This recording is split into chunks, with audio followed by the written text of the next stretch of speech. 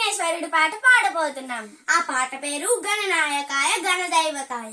గణనాయకాయ గణదైవతాయ గణాధ్యక్షాయ ధీమహి గుణ శరీరాయ గుణమండితాయ గజేశానాయ ధీమహి గుణాధీతాయ గుణాధీశాయ గుణప్రతిష్ఠాయ ధీమహి ఏకదంతాయ వక్రతుండాయ గౌరీతనయాయ ధీమహి గజేశానాయ బాలచంద్రాయ శ్రీగణేశాయ ధీమహి ఏకదంతాయ వక్రతుండాయ గౌరీతనయాయ ధీమహి గజేశానాయ బాలచంద్రాయ శ్రీగణేశాయ ధీమహి.